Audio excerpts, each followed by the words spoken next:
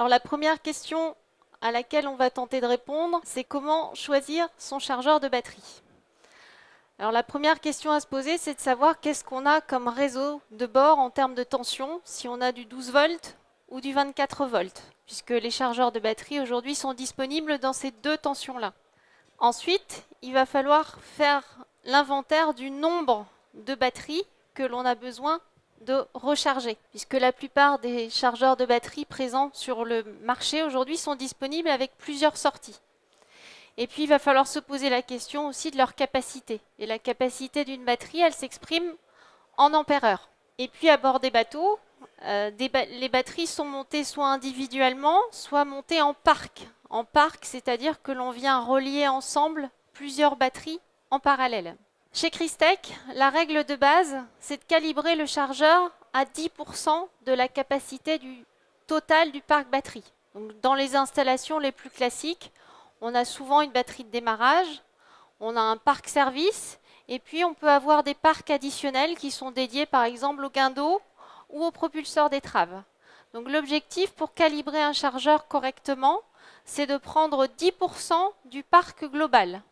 Alors pourquoi 10%? Parce qu'on s'aperçoit en fait qu'une batterie ne peut guère ingurgiter plus de 10% de sa capacité. Hormis les nouvelles technologies telles que le lithium-ion aujourd'hui qu'on peut recharger beaucoup plus vite. On va privilégier dans la mesure du possible de dédier une batterie ou un parc batterie à une sortie du chargeur. Pourquoi? Parce qu'en cas de défaillance d'une batterie, quand elles sont montées en parallèle, il y a un risque de venir en fait interagir sur la batterie qui est montée en parallèle à côté. Je fais une petite analogie assez simpliste. Vous êtes à votre domicile, la zapette tombe en panne parce que les batteries sont déchargées. Donc vous allez dans le tiroir de la cuisine, ah mince, plus que 3 batteries neuves, 3 piles neuves alors qu'il en faut 4. Bon, c'est pas grave, vous avez vraiment envie de regarder votre programme favori, donc vous prenez les 3 piles neuves et vous en mettez une quatrième qui est défectueuse. Alors ça va marcher un temps, mais pas très longtemps, parce que justement cet élément défectueux va venir interagir donc sur les autres piles de la zapette. Pour les parcs de batteries à bord des bateaux, c'est pareil. Donc essayez au maximum de privilégier une batterie par sortie du chargeur. Qui peut plus, peut le moins. Je viens juste d'évoquer à l'instant qu'idéalement, on va calibrer le chargeur à 10% du parc total du bord. Ceci étant, il n'y a pas de risque à venir surcalibrer sensiblement un chargeur et ça peut présenter un intérêt dans certains cas. Imaginez que vous rentrez d'une phase de navigation, les parcs batteries sont très déchargés, vous arrivez dans la marina, il est minuit mais vous restez à bord du bateau et vous allez continuer à avoir des consommateurs qui fonctionnent. L'éclairage, le froid, d'avoir un chargeur surcalibré, ça va vous permettre de recharger vos batteries et d'alimenter directement en fait ces consommateurs en même temps. Sachez qu'aujourd'hui, les chargeurs sont régulés, ils sont autonomes, ils vont délivrer aux batteries uniquement ce dont elles ont besoin, sans risque de surcharge. Par contre, à l'inverse, sous-dimensionner un chargeur, ça peut poser un problème à terme sur la durée de vie de la batterie. Pour faire une analogie assez simpliste, imaginez un récipient que vous avez à remplir et un débit d'eau qui est faible. Plus le débit d'eau va être faible, plus ce récipient va être long à recharger. Pour le chargeur de batterie, c'est pareil. Si vous optez pour un chargeur sous-calibré, il va falloir beaucoup plus de temps pour recharger les batteries. Sauf que ce qui fait la durée de vie en fait d'une batterie, ce sont souvent les derniers pourcentages de charge qu'on va restituer. Ceux-là sont vraiment déterminants pour la durée de vie des batteries. Et si votre chargeur est sous-dimensionné, eh bien, il y a un fort risque que ces derniers pourcentages-là, vous n'arriviez pas à les restituer dans la durée. Et c'est assez vicieux parce qu'au fur et à mesure des semaines et des mois, vous allez perdre de la capacité de batterie. Donc soyez particulièrement vigilants à calibrer correctement le chargeur de batterie. Alors toujours dans ce choix de chargeur, on a parlé donc de calibrer le chargeur à 10% du parc batterie. Il faut aussi se poser la question du réseau d'alimentation du chargeur. Par définition, Le chargeur de batterie, on l'appelle aussi le chargeur de quai, parce que bien évidemment, il faut du réseau 230 volts pour qu'il fonctionne. Mais le chargeur de batterie peut être aussi alimenté à partir d'un groupe électrogène. Donc aujourd'hui, sur le marché, il existe différents produits avec des caractéristiques qui peuvent différer. Chez Crystec, l'ensemble des chargeurs de batterie sont dotés de ce qu'on appelle l'entrée alternative universelle.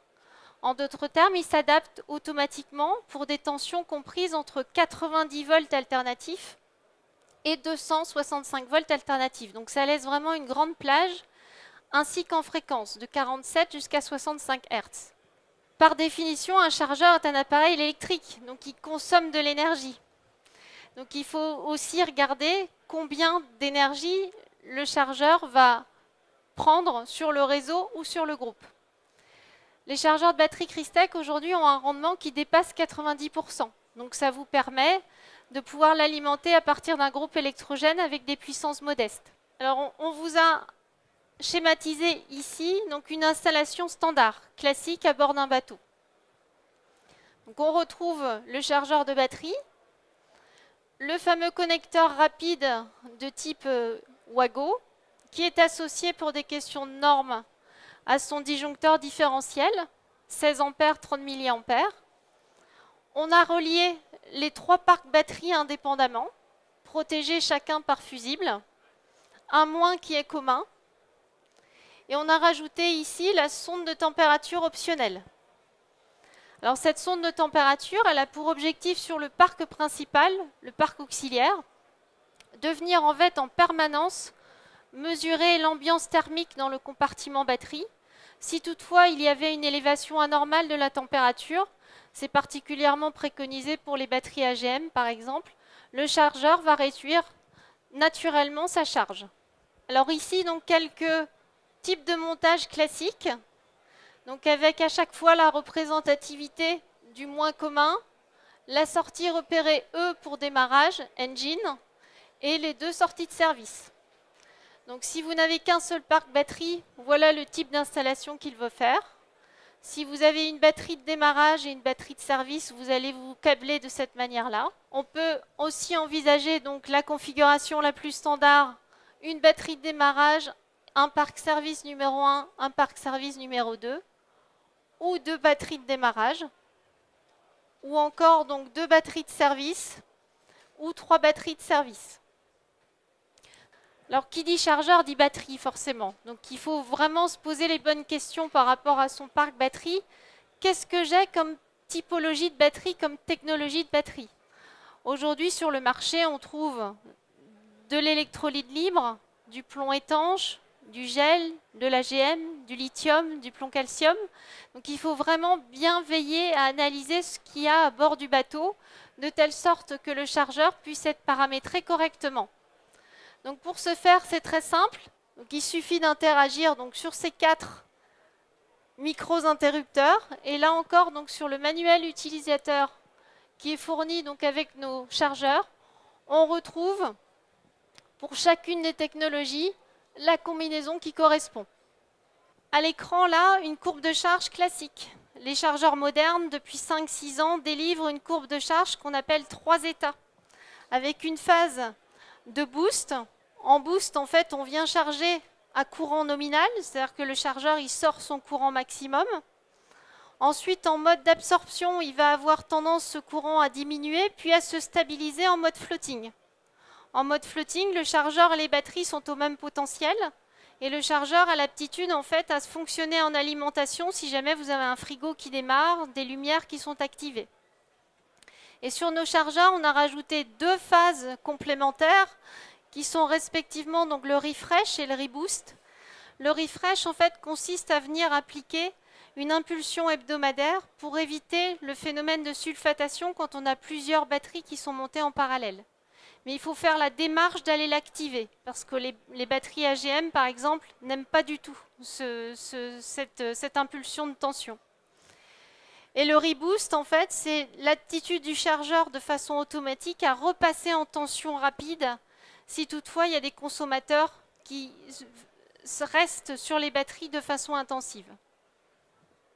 Donc les produits Crystech sont disponibles notamment auprès du réseau USHIP, donc ils sont présents dans le catalogue.